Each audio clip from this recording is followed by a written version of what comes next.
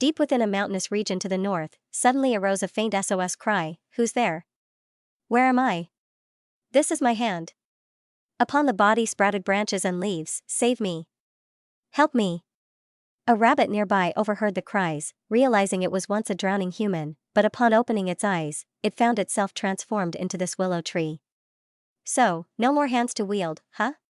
Oops, to swing on ropes. I want to become an appa with a harem of big-breasted girls. While they're busy lamenting their fate, two bees buzzed around, circling nearer, only to be swiftly swatted, splitting them into 4 pieces. The system emitted a beep, announcing the defeat of 2 bees, awarding 0.2 points. Unexpectedly, I acquired a support system in this new world, revealing my name to be Willow, a sudden transformation from an ignorant fool to an immortal tree, lifespan unmeasured. Over 20 years of photosynthesis, daily yielding 0.1 offspring, increasing evolution points. Evolution varies in difficulty, diligently hunting small insects, half a month later, already utilizing 50 vines, then experimenting with combining them into a drill bit. Testing its drilling technique directly into the rock ahead, although it hadn't pierced the rock yet, the force it generated was sufficient to cause fatal injuries without the need for learning, eating, or worrying about anything. Life is as carefree as a fairy tale. With free time on its hands, it decided to raise a flock of cutting birds nesting on its old nest, training them because it realized the countless mutant creatures such as storm wolves, King Kong, and axe-headed snakes posed danger. So, the next support it needed was a woodpecker for its evolution. Its bark was quite thick, and its movements were always precise. Soon it might frolic like other main characters.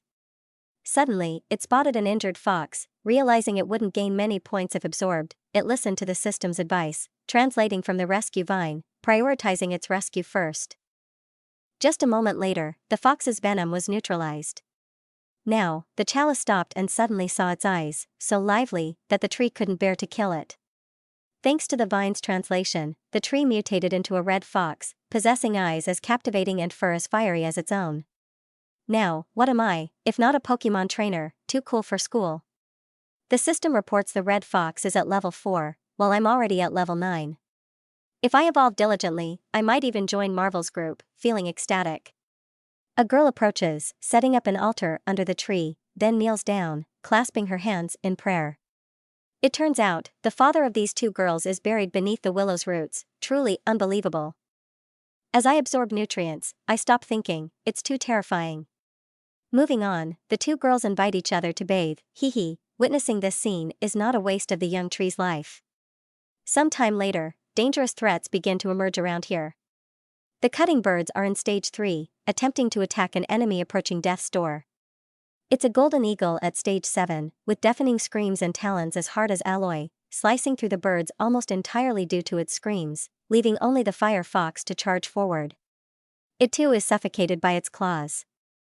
Now, it's the willow's turn, aiming straight for it, but before it could strike, it's pierced by a descending drill bit, extinguishing its breath. The system reports the defeat of the mutated eagle, earning 70 evolution points. After the battle, it revives its beasts to prepare for the impending, more dangerous attack. It must be stronger. Suddenly, a sharp, keen spear descends from the sky. Through the dust and fog, the system repeatedly warns of root and vine destruction. The scene is grim and tragic. Roots and vines are severely damaged. The scene is utterly horrifying as death's door unfolds before my eyes, a level 9 battle snake with its weapons, fangs, and axe head, concealing its internal aura entirely. That's why I was ambushed without detection. It approached at my level, so I'm done for. Still, there are 6 tree roots and 24 vines. Death's command, Xiao Hong, retreats, then charges at the monster because this level surpasses the fire fox, only serving as bait for it. It uses a root to block the axe head. Though my evolution points are at 69, it seems the axe on its head is stronger. It intends to attack with its tail, but I have more tails, so I launch 3 roots, not entirely blocking it, then immediately I use all my evolution points to strangle it. Its chance has come. Death immediately uses the drill bit maneuver, piercing straight through the monster's body, forcing it out of my territory. It roars in agony, blood gushing out, but suddenly, I furrow my brows, surprised. Despite being fatally stabbed, it's unfazed, as if being sliced like a banana, and I can't do anything because I was struck with a painful blow. It crazily lunges at death, using up everything it has, all my roots and vines, aiming straight at its abdomen, relentlessly attacking until it can't get any closer, then being counterattacked, it has to retreat, seeking better prey. It leaves behind a horrific battlefield. All the trees and plants around death swept away, leaving only shattered soil and rocks. After escaping death, I feel resentful for my weakness, while that wretched worm is sure to evolve since it has consumed plenty of nutrients. As for me, my branches and leaves are broken, half my core cracked. If it comes back, I must prepare mentally for another battle. Suddenly, the system prompts, the next stage requires 10 evolution points, I must become stronger, to prevent this from happening again. Suddenly, a gust of turbulent air rushes in, restoring the broken parts immediately. Instantly, all other components continue to develop incessantly. The cutting birds and the red fox are still there, always sticking close to their master, not even an inch behind. After a few moments, they absorb and evolve. The notification board appears, stating the willow species mutation, age 4, over 200 years, evolution points 51, level 39. I look at myself and notice all the vines that were lost have regrown, and the tree trunk has also grown slightly larger. The red fox mutates to stage 7, while the cutting birds mutate to stage 5. So, they are also influenced by their own evolution energy source. I command the 8 little birds to fly off and search for that wretched worm. Immediately, the mutated birds soar off so fast that only residual images can be seen, their speed comparable to bullets. This ability allows them to penetrate lower-level creatures like golden eagles.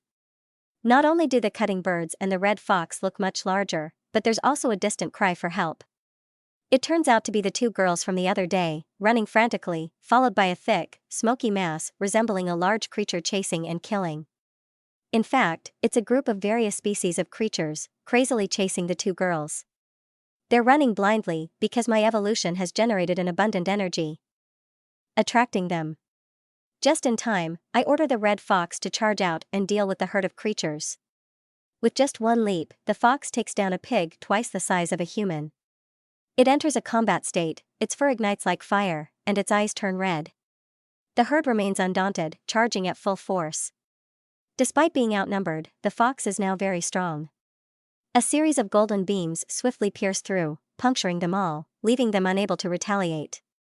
Finally, the cutting birds return in time to significantly reduce their forces.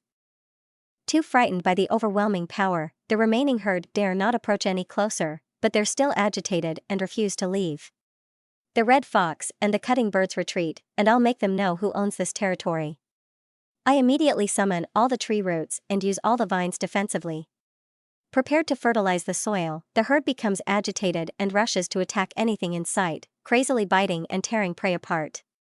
However strong they may be, they will eventually become evolution points for me. Killing a mutated sea elephant yields 450 evolution points, a mutated mouse 420 evolution points, and a mutated rhinoceros 430 evolution points. The notification system keeps popping up as if it's about to crash.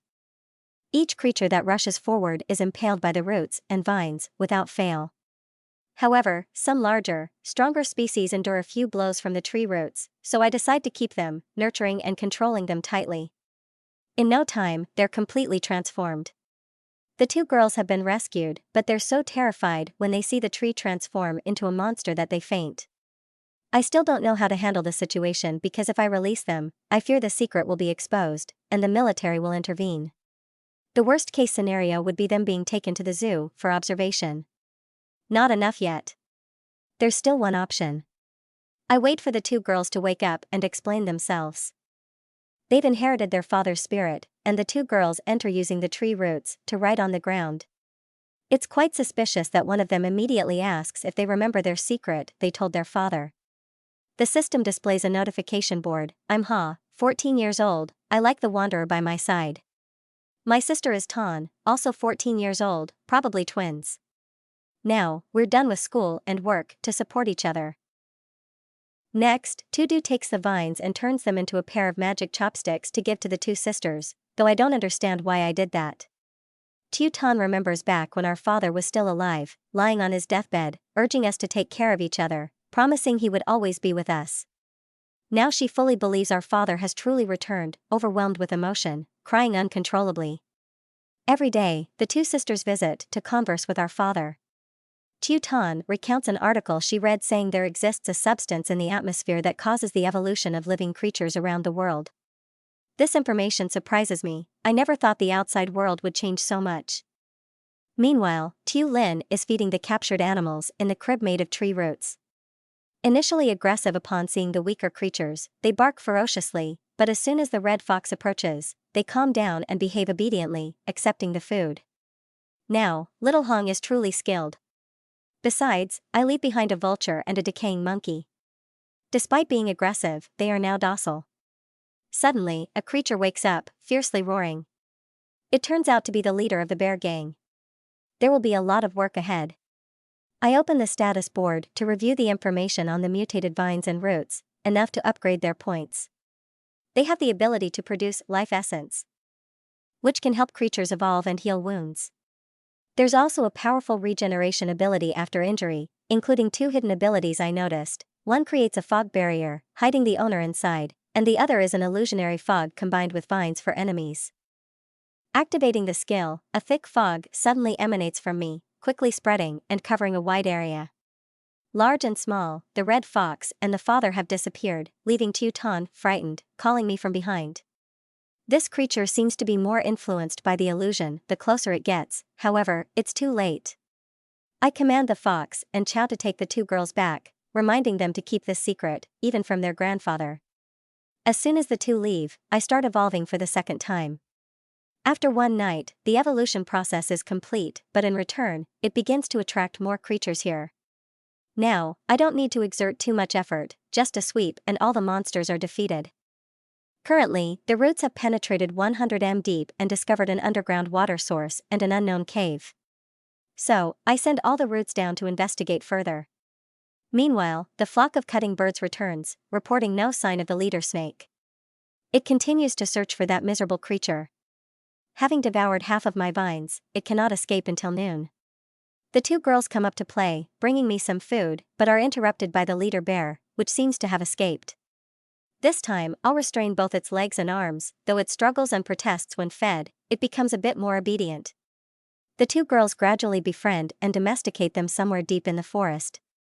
With a pair of eyes filled with hatred lurking under the ground, observing everything. The next morning, the red fox comes down the mountain to greet the 2 girls into the forest to play, seeming more familiar with them than with June's words. Carrying the 2 girls on its back, it leaps through the mountains and rivers. The younger sister is very happy to have prepared a gift for her father, a fertilizer made from their grandfather's dung. It seems a bit smelly, but they continue deeper into the mountains. The older sister looks up at the sky. It seems unusually ominous, as if there's a bad omen. As expected, just a distance away, the giant worm with a ravenous head stands ready. Now it looks larger and more robust, perhaps having evolved deep in the forest. At this moment, a swarm of monstrous bees is being lured by the cutting birds to the vicinity of the 2 dew, all hideous and terrifying. Seeing that the distance is close enough, I extend the tree roots to adjust their faces, making them look beautiful, but I'm too harsh, dividing them into 2 halves until they are finally enticed here. Now, they become my evolution points in an instant. The ferocious swarm of bees has been completely wiped out. This is payback for what they did to the children. As days go by, they become increasingly intelligent, nourished by a lot of nutrients. Now they have reached stage 7, while I have accumulated enough points to break through the tree roots. The breakthrough process is extremely painful, causing 2 dew to scream out loud as the roots from deep within the earth emerge through the outer layer of their skin, gradually shedding like a snake to reveal the shiny black core inside. From there, countless offspring roots sprout from the main roots, growing larger than ever before, only at level 2, but the evolution process is beyond imagination, painfully unbearable. Now it's time to test 2 dew's mobility. A root shoots out and plunges straight into the ground, twisting and turning effortlessly like a strange aquatic creature in the deep sea. The offspring roots have the task of collecting signals to coordinate with the main roots, with lengths stretching endlessly, reaching a radius of 10 kilometers, leaving no creature within their grasp. A pig trying to flirt in the romantic scene is also caught by the tree roots. The scene created by 2 dew looks like a prison, so whoever dares to step in, I'll instantly create a boundary with roots to mark my territory, to detect and eliminate any unfortunate monsters that intrude. The red fox has been waiting too long to welcome the two girls back. As the loon head is growling due to hunger, the monkey, having been well trained, is now happily jumping and flying around. It's getting dark, so I order the birds to take the eldest to find them and remind them not to miss any signals. Just as I finish speaking, something falls from above. It's the red fox, seriously injured. It has tried its best to jump back to its master immediately. I extract the essence of life and inject it into its body. The system notifies that its body is recovering, and only the youngest returns. Where are little Lin and little Ton? Tudu asks. When it's nearly recovered, suddenly there's a loud roar from above, catching my attention. It's little Ton. But why does she look like that? I freeze in fear when I see the image of the creature that's come, with little Ton held in its mouth. At this moment, she seems lifeless, not moving. It gives a fierce look at Tudu, its eyes gleaming with malice. Then, in an instant, it throws the girl up, ready to devour her like a bear or eat a piece of corn. But I stop it, screaming in pain, quickly launching the tree roots straight into the creature's belly, knocking it back along with little Ton.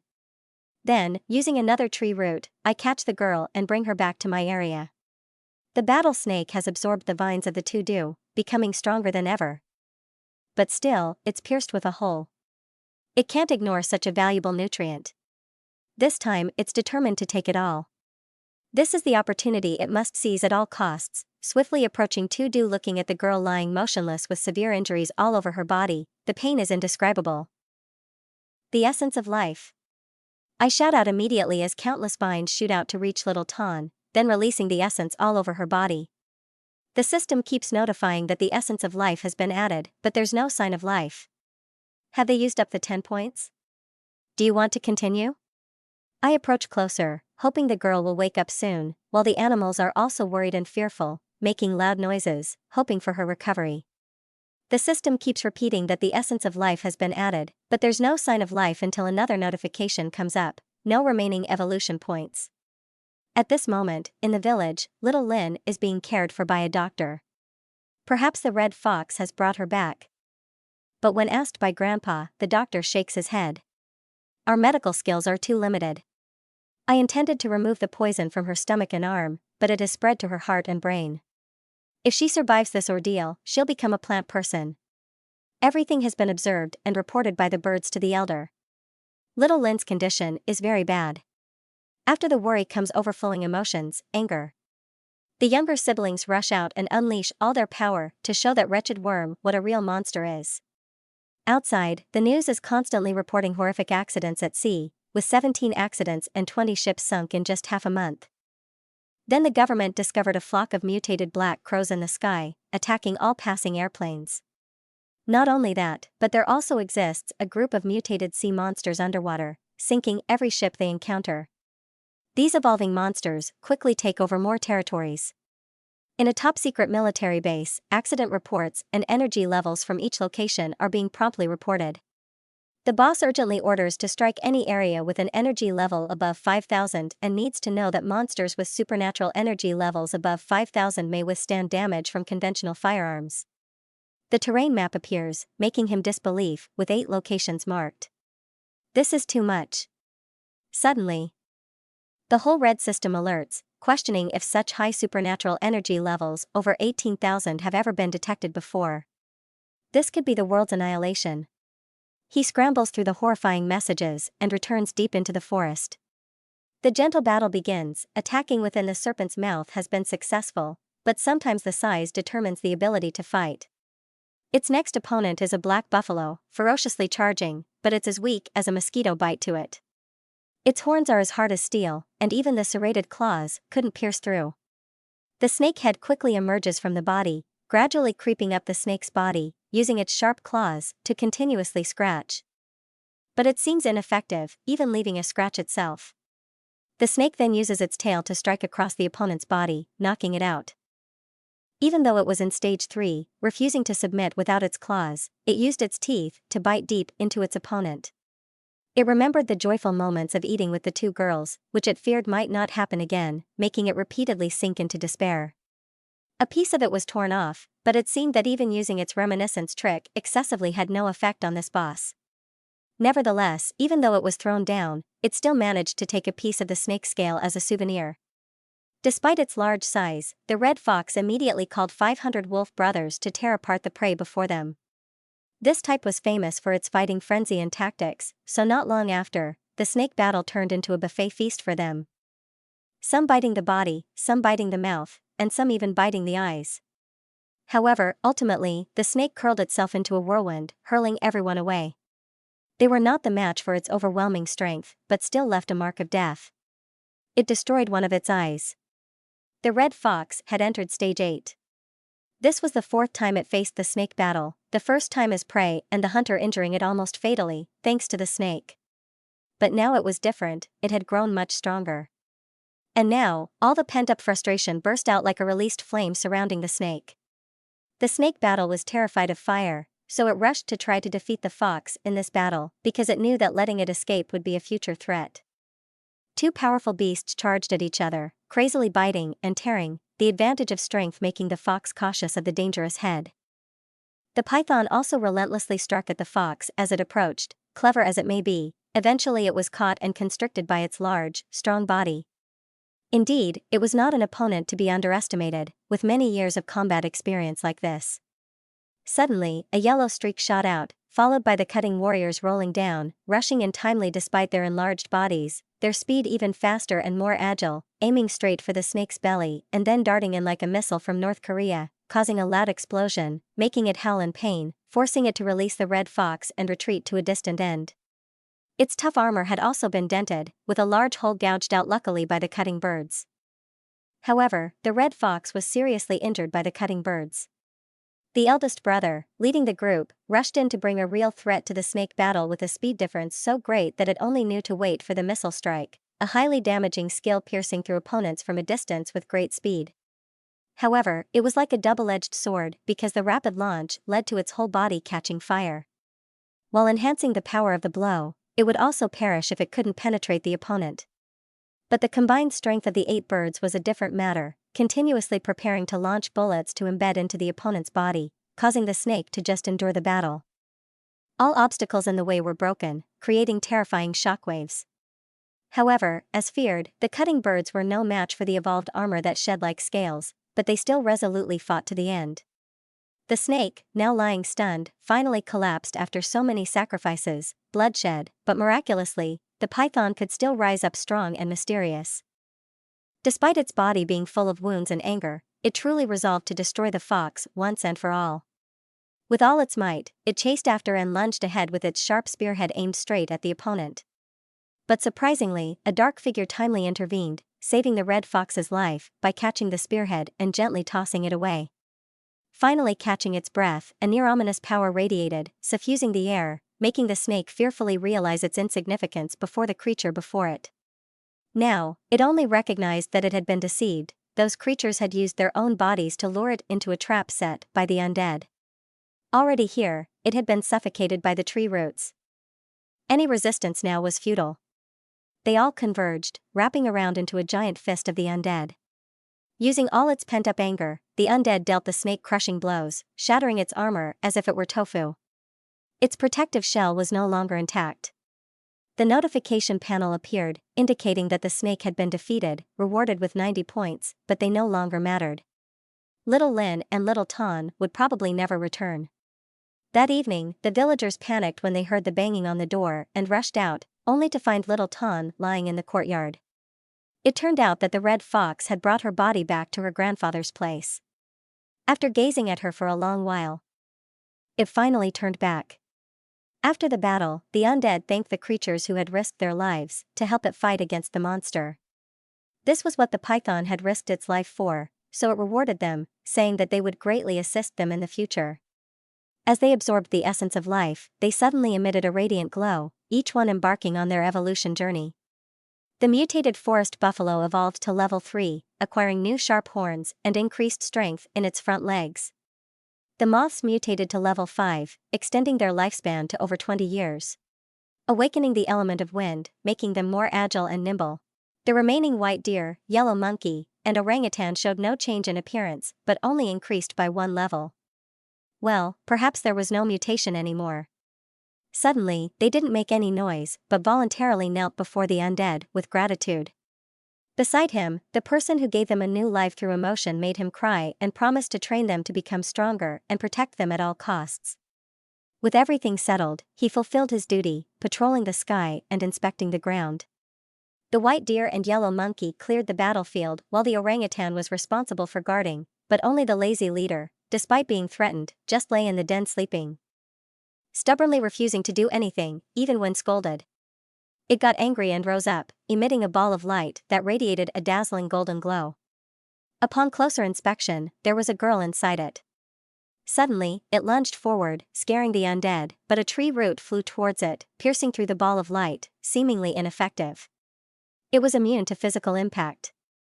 As it flew closer, it realized that the girl resembled little Ton, silently lying beneath the tree. Finally, it learned what had happened and immediately received the information that her name was Ha Little Ton, a mutated soul with powerful psychic abilities.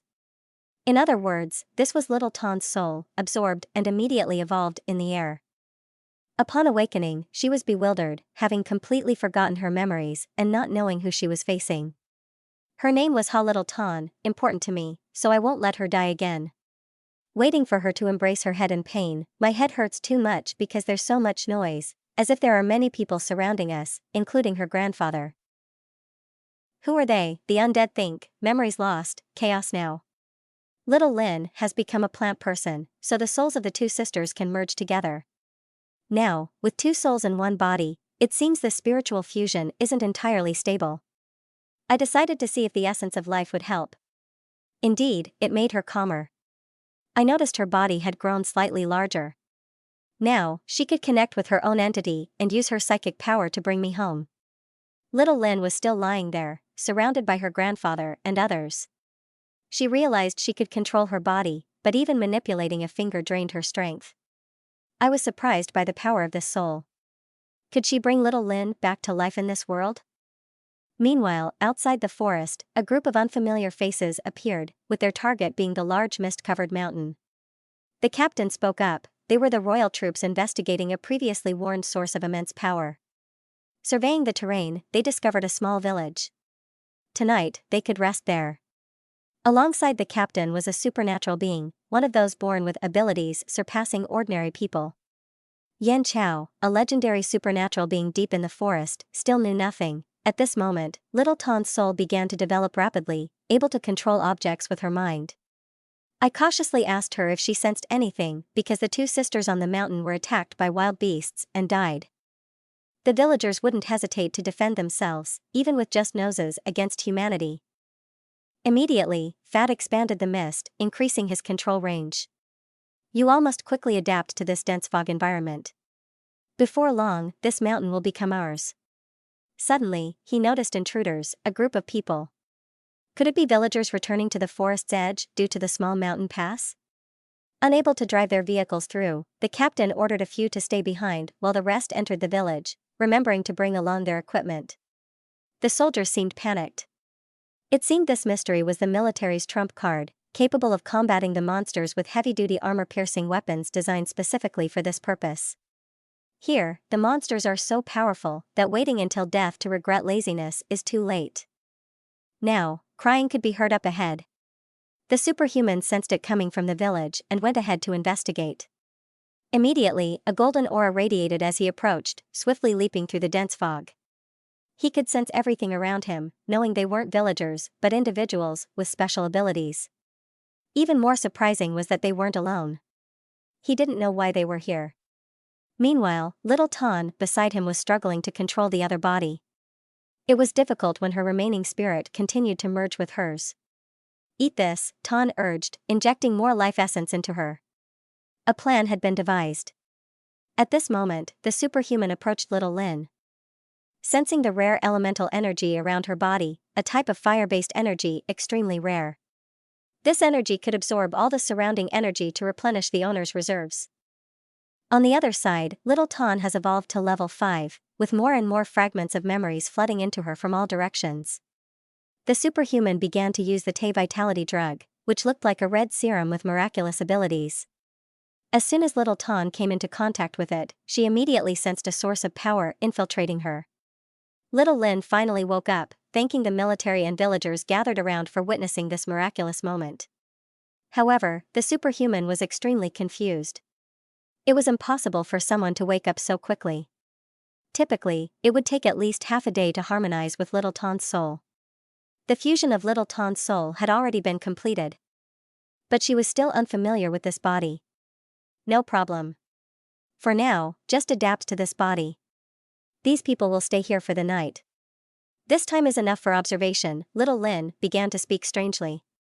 Yes, master, the villagers began to perform their special techniques outside, celebrating the joyous occasion of Little Lin's family reunion.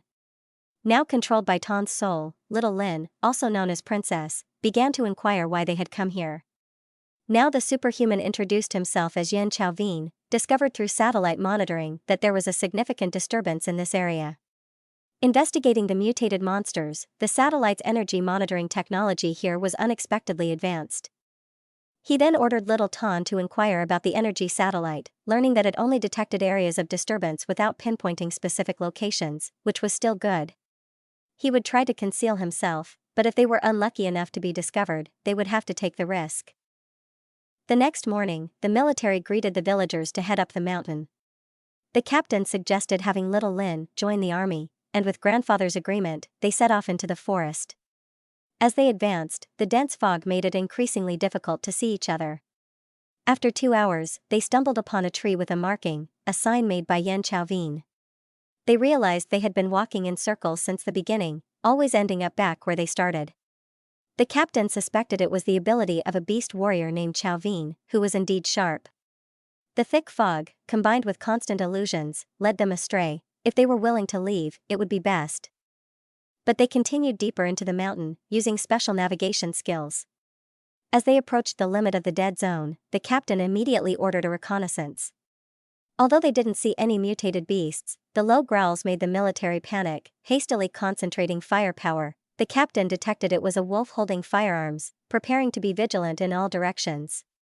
Swift as the wind, a wolf appeared before them, grabbing the captain before he could react. Now they could clearly see it was massive compared to a normal wolf, its body morphed and distorted, initiating a counterattack. A series of bullets were fired directly at the wolf, but its thick fur rendered them ineffective. Causing many to miss and hit the wrong targets, Yan Chaovin swiftly leaped onto a rock, dodging the wolf's rotten mouth as it lunged, causing it pain.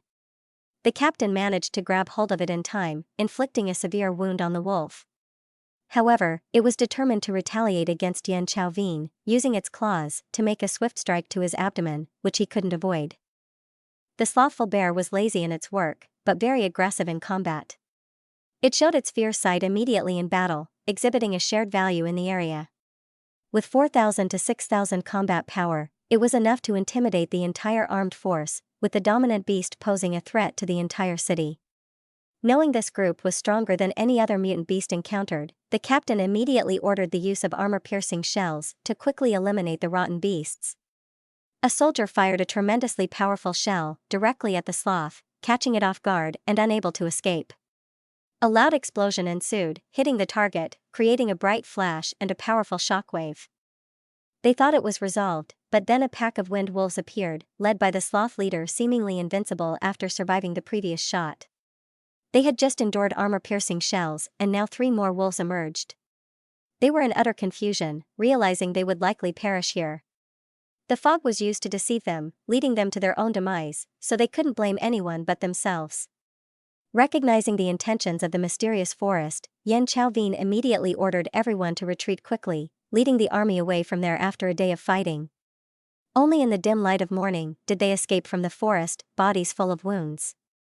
As they left, the captain cursed at the sloth cock Viet, who persisted in chasing them despite being hit twice with armor-piercing shells, probably unable to survive this time.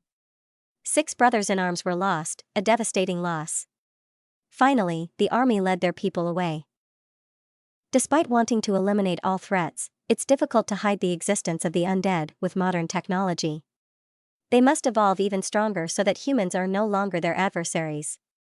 For now, they won't dare to come up here, which is an opportunity to inquire about the situation on the other side. She is still maintaining the connection between Tu Lin's body and is on the way back to the headquarters. Her powers are not enough, so she's very tired and needs to rest a bit. Later, he will help her evolve to increase her strength to maintain the connection for longer. As for the wolves and the sloth, as predicted by Chauvin, they couldn't withstand the terrifying weapons and suffered serious injuries. Because it was too weak, he feared that if he didn't control the secretion of essence well, it would die from the undead. He immediately began to collect large stones and gradually moved them to the healthiest tree roots, leading water from the nearby river to immediately create a fairly large artificial lake. This should suffice. Finally, the essence of life was poured into the lake, immediately dissolving and emitting a radiant light. Standing on the shore, the animals were thirsty, but it was only enough for the injured ones. This was their reward, so they flew away without bothering to open this convenient lake, much more convenient than before. A drop of life essence turned the entire lake into a small oasis. Although it didn't help them evolve, it was very effective in treating a large number of injured animals. But there was something even better, the underground Halin, but it was too deep and he still couldn't bring up that thing. This Lin Chi will later become a valuable resource that many will want to fight over. Outside the forest is another world, a modern city. After a few hours on the car, Tu Tan was taken to a modern architectural building, which is the Institute for Extraordinary Research. The president is waiting for us, let's hurry in. A mysterious man with a beard is observing her from a distance. It's unknown if she is stronger than the others. The president is a big old man with a thick beard and hair. He has just heard the report from Chauvin about the results of yesterday's exploration. It seems that this time they encountered some terrifying creatures. Yes, that big mountain is likely to harbor powerful and monstrous creatures that could affect human psyche. Truly, such mutations are difficult to explain, so for now, they're designating it as a warning zone. Once there's any movement, they'll immediately raise the alert level to red in this world. They divide it into two types of areas. Green areas are safe living areas for humans. Yellow areas may pose dangers and require high vigilance from the military. Further research and investigation will be conducted in the red zones, where dangerous creatures are certain to appear, and if necessary, force must be used to suppress them. Lastly, the most dangerous type is the life-prohibited zone, namely, the large triangular area where no living creature can enter after being treated for injuries and undergoing some evolution. The sloth has now reached level 6, and on this side, the red fox has reached level 8. Although small, it's still eager for battle and immediately engages. The red fox lightly taps its head on the ground, and everyone around cheers. This is a rare moment of relaxation when they can't help but admire the bravery of this king of red foxes. However, it quickly gets up and demands revenge until the undead jumps in, then it stops. This one has more courage than brains. Since then, humans haven't come here again. It's best they don't appear here. We must focus on this time and quickly develop more strength. Due to the influx of wild animals being domesticated quickly, they are able to forage for food more efficiently, thus increasing their speed. Many mutated pigs are killed, adding 20 points to the underling rank. Mutated mice add 30 points to their evolution score after being defeated. After defeating them and obtaining points, they clean up the corpses, but the scene looks somewhat gruesome. However, the golden monkeys are different, they steal leaves and nibble in the corner, quickly advancing to level 4, activating their inherent abilities along with their inherent intelligence. Mtudu uses half of the additional evolution points to level up 25 vines to level 2, making them as strong as steel and able to secrete a sedative toxin and vital essence to recover from damage without losing evolution points. Seeing a creature stall, Mtudu immediately tests its new abilities, but as soon as it touches it, it rolls over and gets up immediately. How could its effect be so small? Is the system deceiving people? Tu Tan sits above, laughing, and explains that the stallion is inherently resistant to toxins, so no matter how strong it is, it won't be affected. At this point, the little spirit has awakened the fire element and combined it with Tu Tan's spirit, as well as the vital essence of Mtudu, which will soon create a true deity. Without hesitation, he gives Tu Tan more vital essence to increase her strength for tomorrow's elimination match at the Research Institute. Mtudu's face is stern. Tomorrow, she must absolutely enter the internal army unit. If anyone obstructs her, she knows what to do. Today is the day to classify those who have just awakened their spiritual power, gathered from all over the world. She introduces Tu Tan while leading her through the Extraordinary Research Institute. Everyone has gathered here. The president is on the high podium announcing that the world is undergoing a survival mutation, which poses a threat to humanity, forcing us to change. That is the purpose of this place, where we embark on a new era. The crowd cheers with determination. The survey begins with a test of spiritual power. A man with rooster-like hair, the examiner, records the initial enthusiasm of the participants. However, after the photo shoot, those eliminated are sent back to grow vegetables and raise fish due to their low scores, leaving everyone deflated. The examiner is extremely disappointed. This is the worst class he has ever led. Then a beauty named Nan Lan Lang steps onto the platform, surprising everyone with the light emanating from a device. 2,000 spiritual power points, a staggering number that even the highest scorer from the previous generation barely surpassed. Next is Hatan, who confidently steps up to the machine for the test. The president and the high commissioner observe closely. When asked, the high commissioner expresses confidence in Hatan's fire elemental abilities. The score must exceed 2,000. As the machine is activated, a blinding light erupts, dazzling everyone. However, the examiner is astonished when he sees the score reach 5,000.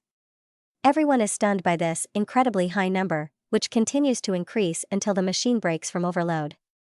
"I'm sorry, I've broken it," says Hatan, now panicked amidst the smoke and dust, unsure if the machine is damaged. Nevertheless, this is the most extraordinary class he has ever led, lifting the spirits of the examiner, who declares that anyone scoring over 100 points will advance to the next round. This time, the examiner, none other than the High Commissioner, steps forward, facing nearly a dozen eligible candidates. Nan Lan Lang sneers, "Are you planning to go solo with us? The rules of this test are simple. Whoever touches me will be considered passed. Of course, there's a 1-hour time limit. Today's weather is beautiful."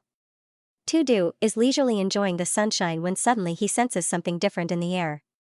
Perhaps it's the enemy's aura, which he now feels turning back, realizing it's the stench of a mutated lung Manhua, likely wanting to give the examiner some fertilizer.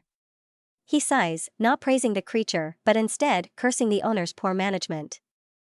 Back at the training center, the High Commissioner is overseeing the trainees with a nonchalant expression, still standing tall without showing any signs of fatigue. There's only 10 minutes left, and if they don't try, they'll all be sent back to the garden. Tu Tan has promised to enter the internal ranks with her extraordinary skills. Chao Vien Ti, the High Commissioner, can no longer hide her profession. She unleashes all her power, erupting into a large column of fire aimed directly at him. He quickly dodges, but her speed is astonishing, making it challenging to avoid. Eventually, Tu Tan forces Chao Vien to jump up, leaving her vulnerable. It's the end of the match, as there's nothing left to support them in the air.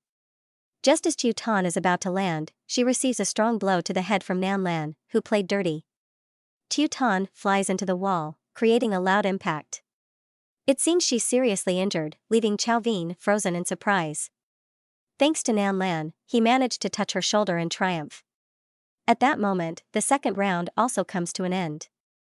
Chao rushes immediately to where Tu Tan is sitting motionless. "She's bleeding. Quick, bring the first aid kit over here," he shouts, calling for help. But it seems Tu Tan isn't feeling any pain and shows no expression except for a cold glare. If someone tries to stop her, what should she do? The president's voice echoes in her head, waking her up. Her eyes flash with a chilling gaze. "Anyone who dares to interfere will be eliminated," she mutters. "Value 6,000, and it's only worth going back to the countryside to raise ducks," she murmurs. Suddenly, a pillar of fire erupts unexpectedly. Tu Tan immediately grabs Nan Lan Lang by the head before she can react, with a loud crash echoing as Nan Lan is forcefully pressed down, causing dust to rise. "Anyone who tries to stop us will be eliminated," Tu Tan declares as she unleashes her fire spirit and clenches her fist. It's a lethal move, terrifying Nan Lan, who cries out in fear. "Enough, everyone has passed," she exclaims. She just wants everyone to exert their utmost effort. Chao Vien, terrified, rushes to intervene, and immediately, she smiles warmly. "Nothing happened," she says. "The opportunity lies there, disheartened as if returning from hell. Just a little slower, and she wouldn't have been able to control this girl." The president hurriedly announces the score to boost the morale of the female trainees. Now it's winter, and Tu Tan remains a genius in the trained class. Tudu continues to evolve, becoming stronger day by day, awaiting the next threat. The smell of death and blood once again permeates the air at Guangnin. The mutated beasts lie defeated in the haze, having been brought down by the royal army. Although there have been casualties, they have finally managed to control this massive Ling thatch ore. Suddenly, a light flashes, followed by a loud noise as a gigantic silver centipede emerges, estimated to be hundreds of miles long. The army panics and tries to flee, but they are too slow, only hearing countless screams of agony before everything goes silent. Meanwhile, inside the academy, there is chaos as the Northwest team is wiped out while exploring the Lin Thatch Reserve, fascinated by the mutated creatures. All 4,000 spiritual powers are controlled, but a superhuman centipede, second rank, with 12,000 spiritual powers, suddenly appears underground and launches an immediate attack. The super team arrives at the scene, looking formidable, but witnessing the damage it causes is daunting. It seems that the opponents this time are tough to handle. In the forest, Tan also panics and informs her master of the major incident that just occurred. Surprisingly, humans have discovered the natural Ling thatch ore, which is a vast reservoir of spiritual power. Just a small amount can significantly increase strength. Perhaps that's why the silver centipede has reached such a powerful level. According to the latest news, it has already defeated more than half of the super team. Tudu is worried because the situation has completely changed. In terms of human calculation, the opponent's strength exceeds 12,000, while Tudu only has 16,000. If they confront each other now, it would only be pray for it. So, he orders Tan to retreat for further reconnaissance. At this point, it's crucial to focus on enhancing evolution points, but it's too crowded. A swarm of cutting birds has caught a mutated ant lord and transformed it instantly. Following that, the entire ant colony chased after, enough for further evolution of some parts. A moment later, the ant wings fell like rain, continuously increasing points for strengthening. Immediately, their roots emerge from the ground. The red outer shell gradually peels away, revealing a sturdy black core, enduring immense pain but must endure to resist the super predator like that, which is quite far away. The lung mat, lying motionless and critically injured amidst the snowy sky, it turns out, was attacked by a mutated turtle while hunting for fish. The sudden attack caught it off guard, as the speed of the turtle was unlike its namesake. Upon hearing the cries of distress, Tan quickly rushed to the scene, but was too late. He immediately brought it back to Tudu for examination, realizing that this opponent was overpowering and potentially fatal. "This is very lucky," he said, administering a drop of life essence into the pool before instructing Fang Lan to lure it back, with the chain ready. They could travel through the thick fog undetected. However, even though the lung mat was gravely injured, it was by no means weak. They couldn't allow it to mature to the point where it could threaten them. Meanwhile, Tan had just returned to inform Tudu that the Institute had discovered the Lin thatch, which also acted as a barrier to detect spiritual powers. That's why the centipede could quietly evolve over a long period without being detected. During the conversation and analysis with Tan, Tudu suddenly realized that the Linha River underground held a large amount of spiritual power due to passing through the Guangnin thatch, which merged with it, making it abundant. Therefore, he immediately devised a plan for the forest's revenge, mobilizing all their forces and splitting into 3 paths. Fang Lan headed to the battlefield to scout, following the scent to find the enemy. The white heron and the cutting birds investigated from the sky, paying attention to suspicious places like cave cracks and even the waterfall's entrance. Meanwhile, Tan Ni explored the pre-prepared cave passages to the source, examining everything carefully. They must remember that no matter what happens, they must report back here first, absolutely avoiding direct confrontation with the enemy. It took Tan quite some time to descend into the cave, surprised by the sheer number of tree roots covering everything along the Linha River. She continued cautiously, following the flow towards the source. Indeed, just as her master said, everywhere here is filled with lin thatch. Wondering how to retrieve them, she suddenly hears a loud roar from deep within the cave, emanating from its dominating aura, which she can fully sense. The overpowering aura of her master, Bok, draws near, and she discovers it's a mutated turtle. Surely, this is the culprit responsible for the lung mat's injuries. Intending to retaliate, she senses a strange plant, bloodvine, a creature of the lin thatch ore, being protected by the mutated turtle. She resolves to obtain it, as it may have significant effects for her master. With a gentle touch, she retrieves the blood vine and uses her telekinetic powers to hurl a pile of lin thatch toward the turtle, causing confusion. However, it easily retaliates, shaking the ground, and then charges at her. Teuton, having obtained the blood vine, flies away at high speed, pursued by the turtle. Despite the turtle's attempt to block her with a wall of earth, she easily passes through it with her psychic abilities. However, the blood vine remains inside, and she must retrieve it. She manages to lure the turtle back, but just as she's about to capture it, a bright streak flies past her, piercing the wall. The lung mat has escaped from Tudu and is seeking revenge. It charges at the turtle, using its stone-like head to ram into it, causing the creature to stagger and cry out in pain. However, the lung mat is also injured, and its speed has increased significantly. It continues its assault with arrow-like attacks combined with sharp claws, inflicting considerable damage on the creature. The red fox's revengeful force against the lung mat proved to be terrifying, with relentless attacks that left the turtle immobilized, unable to do anything but endure the onslaught.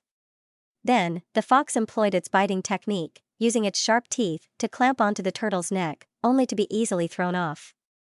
This mismatch in power was evident, with one side barely at level 6, while the turtle had reached the highest super level.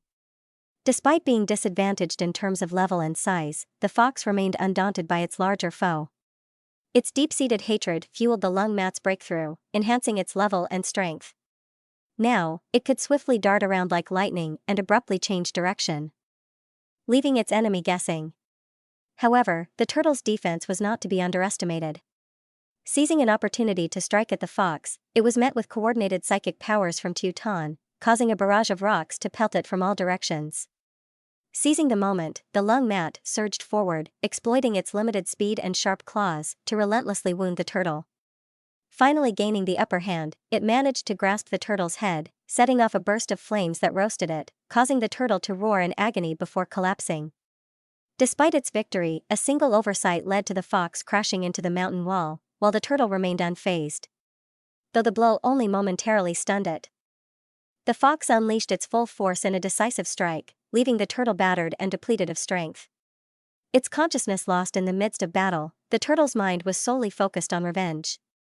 Then, a thunderous punch landed squarely on the turtle, propelling its massive body into the mountain wall. The lung mat then activated another extraordinary technique. In the end, Tudu managed to arrive just in time. I can sense the recent battle and the timely rescue. Using one of the serpent's roots to transfer strength, I launched an incredibly powerful attack until the lung mat rested. Tudu then directly engaged the monstrous beast, driving it into a frenzy, charging to attack. Teuton, fearing the defense of the earth statue Q, especially being unable to resist it, I immediately used the sturdy set. With just one strike, I managed to break one of the turtle's horns, narrowly avoiding its counterattack. Its head also shattered, making it difficult for the lung mat to move. I threw it to the red fox, which just managed to reach it. Catching it, the fox swiftly ran home to treat its wounds. Even though I only acted on impulse. In no time, it was tightly bound by the roots, controlled in midair. Its earth attribute could not defend against attacks while airborne, repeatedly suffering piercing blows, causing it to scream in pain. A final strike from the flying dragon fist horizontally struck the turtle's tough shell, then launched it off the ground.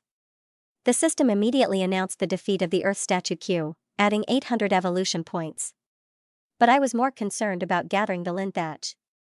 With so much here, all of it belonging to us, and even acquiring the blood herb from the Earth statue Q, there was an abundance of resources. I began to cosplay as a miner to facilitate bringing the lin thatch back. Tudu dug a tunnel straight to the ore, making it easier for the animals to pull it with their strength. In just half a day, the lin thatch mine was filled. Now, as it evolves, I am very excited. I wonder how the next form will change. Continuously evolving for several days and nights, Tudu has truly transformed into a monstrous creature with roots that can stretch far into the sky at lightning speed. Targeting migrating flocks of birds and all creatures in the forest, he has officially taken over this vast area. His color has changed, his eyes have become more fierce, and his attributes have all increased dramatically, with longevity increasing by 500 years. Surprisingly, he now possesses the ability to manipulate elements. Testing it out, he immediately raised a small mountain range from beneath the ground around him, but the range of this new attack was limited to just over 100 meters due to the inability to mobilize tree roots for movement. With all the enhancement points used up for regeneration ability, which is a defensive ability that can protect life instantly, plants around him grow rapidly due to the regeneration energy, affecting the area too much. He decides to test by cutting a root, only to see it grow back like a crystal snake tail. When Teuton returns and sees the transformation of her master, she is delighted, measuring his physique, indicating that his spiritual power has reached 20 to 30,000 silver kills. Now, even touching the beasts feels like mosquitoes biting stainless steel. Continuing his evolution, Tudu feeds the domesticated animals with a flour that crystallizes from the earth element and lin thatch. Upon consumption, they immediately evolve into large animals, integrating with the surrounding environment. They even gain access to energy consciousness from this flour, surpassing the essence of the 9 great veins, which is currently at level 8H. Lin thatch at this moment in the North Mountain Pass is thick with fog, but a group of people led by a 4-eyed man enters the forest. Seeing a bit of ruthlessness, he intends to invite the whole group to turn back. But Du, whose name is Tu Hu, is very confident because he has a celestial flute following him. This beautiful girl is a mutant with keen intuition, sensing danger. However, her hilly terrain is also dangerous, not to mention 2 other mutants accompanying her, Lan Feng, who possesses sharp intuition and icy resolve, and Thien Pu, who has enhanced physical abilities. Suddenly, something is approaching, and indeed, it is a wild beast. Despite the dense fog, only terrifying eyes are visible, and it is swiftly subdued by Lan Feng. It turns out to be just a level 1 mutant, but this abnormal fog still instills fear, yet they are determined to continue their reconnaissance. Thien Cam senses that something is wrong this time. Quickly, they must leave, but before they can, a level 7 mutant white tiger lunges forward to block their path. Thien Cam freezes in fear as she watches her companion being swiftly taken down by its lightning speed. Immediately, Tan Quang rushes forward, intending a fatal blow to the creature. However, Thien Cam, as if predicting the outcome, intervenes and prevents it.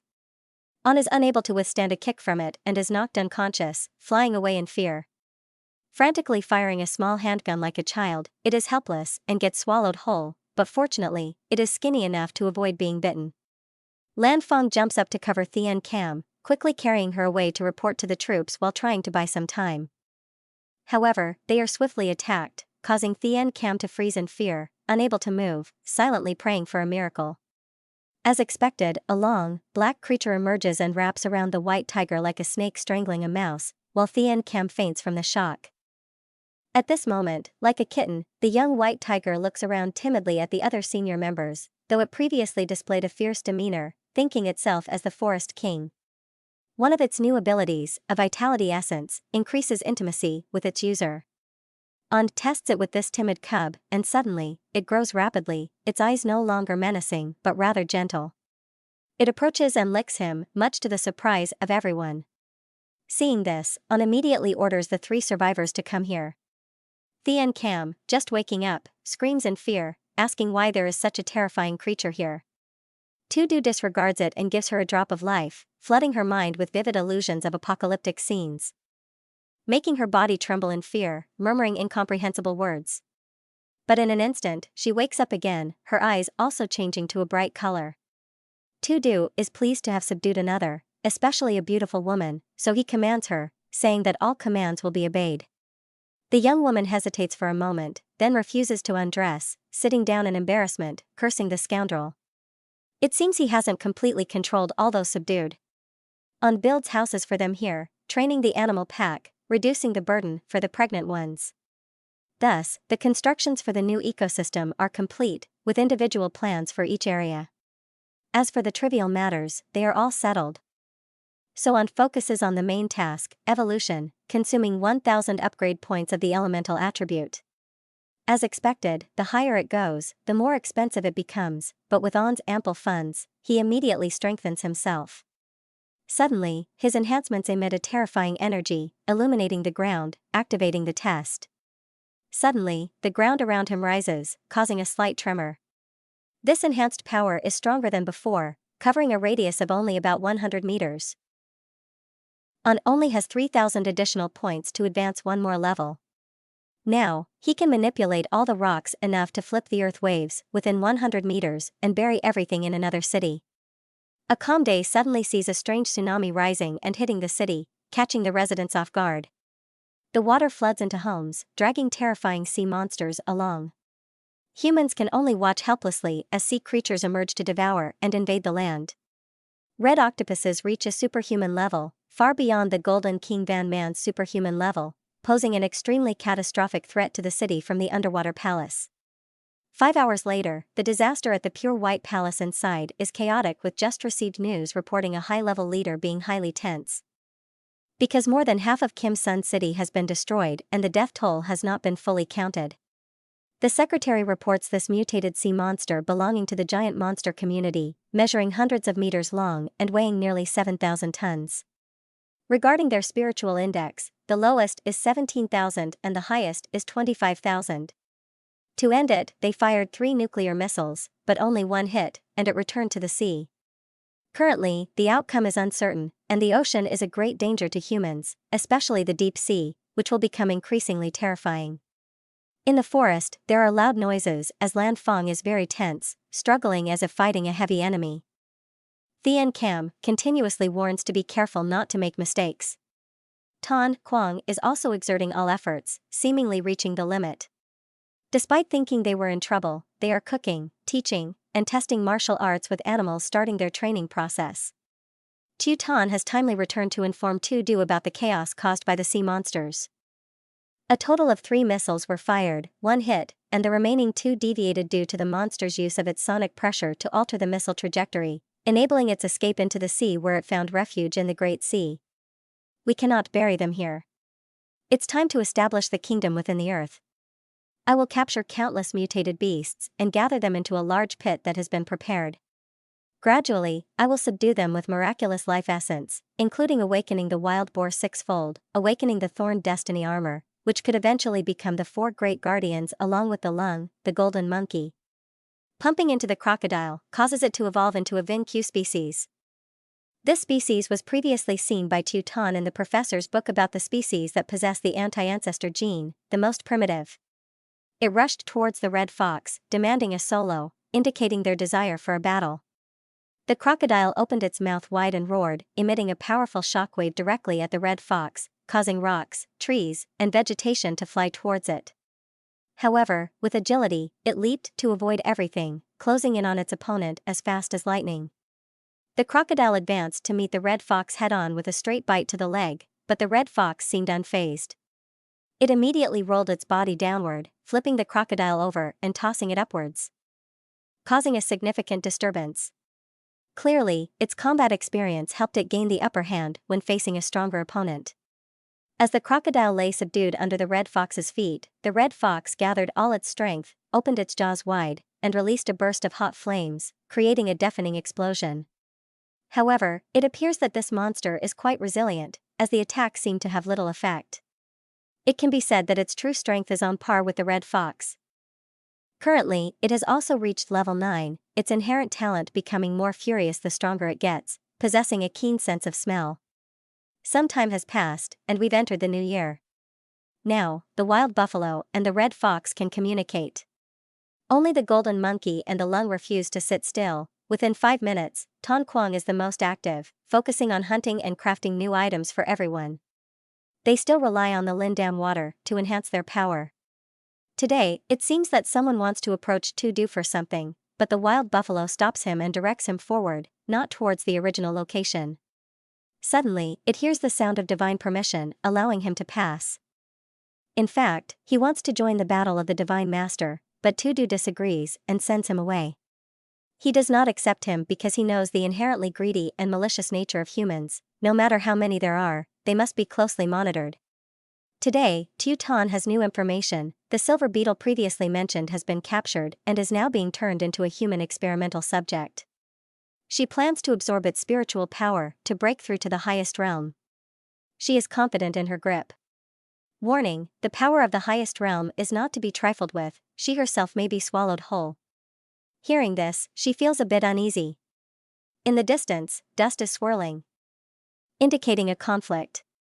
The level 7 Lung Mat are bored this time, constantly inviting solo fights with new creatures. This time it's the Dengak. They are gradually becoming stronger, so he is worried. Perhaps they should let them out to train tonight. He gathers everyone to discuss an important issue. Now that they have entered the summit, he cannot protect them forever. You all must definitely go out for training, but not all. I permit the level 9 mutated beasts to go out, except for this crazy tiger, that's the chain tiger-like man, and the Dengak. From now on, the chain tiger will be named Qvi, the leader in the wild buffalo group. Ranked second is the Ngu carrying the white tiger, and ranked third is the Ngak. Although stronger than the white tiger, it arrived later, so it's ranked fourth. You will be the veteran beast under my leadership, except for the human city. You're not allowed to go elsewhere. Wherever you want to go is up to you. However, the Ngu is taciturn and doesn't want to leave its master, so it demands to stay. I agree. As for Qvi and the Dengak, they must go out into the new world to unleash their potential. They can wave and train to make progress in the research institute. Tan is standing in front of the silver beetle, which is currently being dissected for experimentation. Surprisingly, despite having each head removed, it's still alive. The power of the superphenomenal level is truly strong. She approaches to persuade it. Perhaps you understand, instead of living temporarily here, why not become our strength and live on together? Shift scene to a place far from the forest. 2 mutated beasts are released to dominate. Qvi climbs the mountain, while the Dengak dives into the deep sea. This is their true environment. In the forest, the tiger is still diligently learning but understands nothing. Meanwhile, the fox teacher underground is still processing the spiritual stones, and the lung boss is lying lazily, enjoying himself, but Tu comes to fetch him for labor. Above, someone is practicing the willow leaf flying technique, gathering spiritual energy into the rope, emitting sharp rays. But it seems the power is still not very strong. Strengthening the willow leaf flying technique to level 2 costs 2,000 evolution points. It's clear that with the upgrade, there's a series of spiritual rays emitted. With just one strike, Fong cuts through several rocks ahead, looking quite powerful, but it clearly requires a lot of energy. It's only a defensive technique, so he's determined to spend an additional 6,000 points to enhance the skill. The skill disperses a non-lethal roar from a white mutated beast, which makes Thien Cam frightened, sounding like a dragon's roar. Just as he finishes speaking, a white dragon suddenly appears, causing both of them to panic, not realizing that it's the illusionary effect of the level 3 mist, which can transform one's thoughts. Suddenly, a beam of light flashes up from Tudu's body, causing him to jolt awake, wondering what's happening. His pants crotch area is glowing, emitting light from Tan's soul, enveloping him. It turns out that Tan is having a breakthrough. She seems to still be absorbing it in the research institute. Everyone is alarmed seeing Tan sleeping. It's possible she's having a breakthrough. Even though she's unconscious or sleeping, she's making progress. Now she's emerged, don't forget about the old man's son. He's also advancing rapidly. Quickly, fetch the best fire spirit stone here. Tudu swiftly infuses more life essence and combines it with the spirit stones in the institute, accelerating the breakthrough process rapidly. A new Tan emerges, brighter than ever. They quickly take her back to the restroom in the High Institute. This time, they brought a formidable girl back in just a short time. In half a year, she's made the most amazing breakthrough. The expanding infrastructure built by the stone python that Tudu constructed is now cracking and falling apart. Tan has awakened and is showing off her formidable abilities. I've seen enough to know how powerful she is. Not only did she have a breakthrough, but she also turned that former silver beetle general into her own weapon. Now it has become her pet. Interesting. I also want to show her something, Tudu said, immediately creating 2 large beasts out of smoke and bone, showcasing Tan's new abilities. The creature created by the mist also has a physical reverse impact. It doesn't suffer any damage, but can create misunderstandings by enveloping branches with mist, making others mistakenly believe a new creature has been born, one whose appearance changes unpredictably and can even create convincing illusions. By using spirit stones, not only can one conceal linked spiritual forces, but it can also enhance the creatures. Hearing this, he immediately inserts a spirit stone into the creature he just created. It immediately transforms into a real serpent creature, and its spiritual power is completely hidden in the sea area of Kim Sun City. The modern equipped army has arrived, ready to attack decisively, driving the aquatic monsters back to the sea. But it seems like they are not making much progress. Despite continuous airstrikes dropping tons of bombs, they haven't made much difference. A coral reef emerged, unaffected by bullets and shells, still advancing towards the city, posing a significant threat. Today, Tan brings a gift to her master, a rare mutated golden ant obtained from the professor. Indeed, it gives us an extraordinary feeling. Just awakening at level 1 has already triggered her inherent abilities. Immediately, he gives it a drop of life essence. As soon as it consumes it, it lights up. Both are delighted to see it come back to life. Adding another drop, they observe how far it will evolve. Suddenly, a bright column radiated from it, transforming it into a creature, half human, half ant on the outside, with golden armor and 6 sharp legs.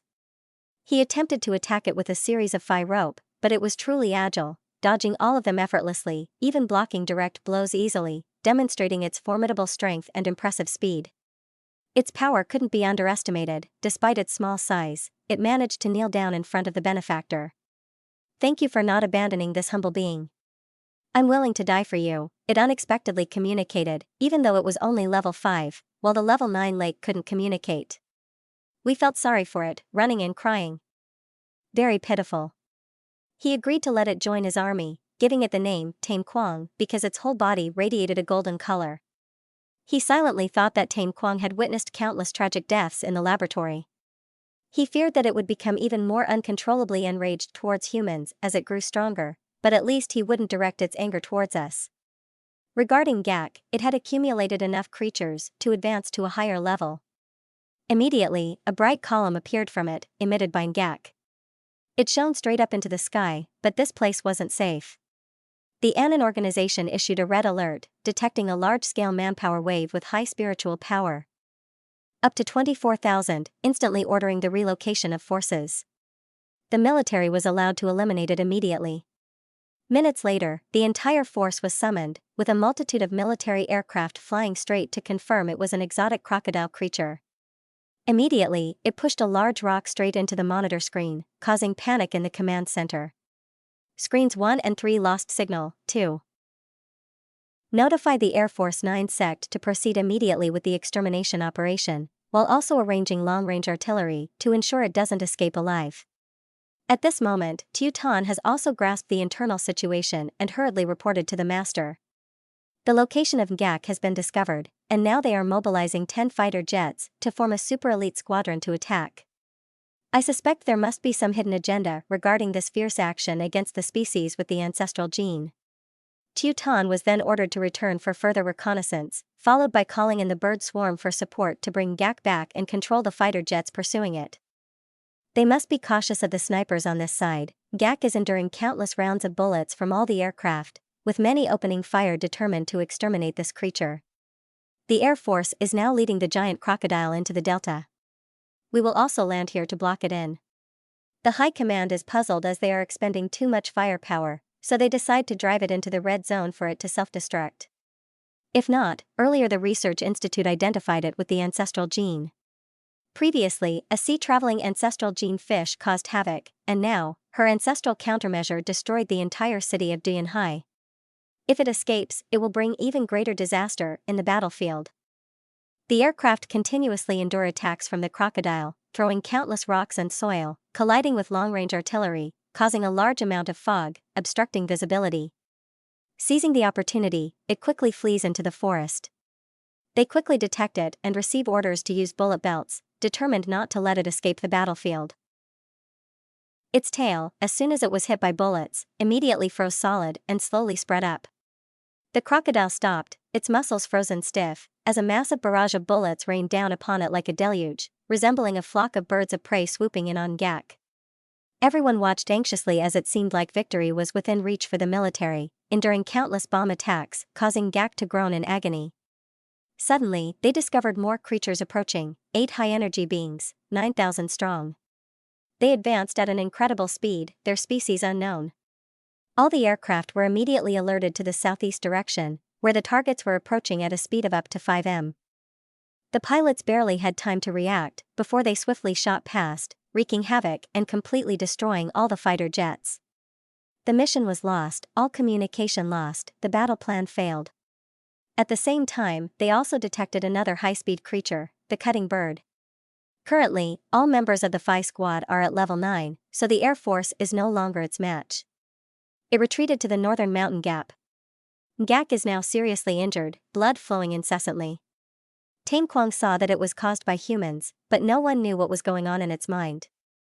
Tudu launched a rope to its intestines past Ngak's face, which terrified it. It turns out it was a tiny reconnaissance aircraft that followed Ngak all the way here.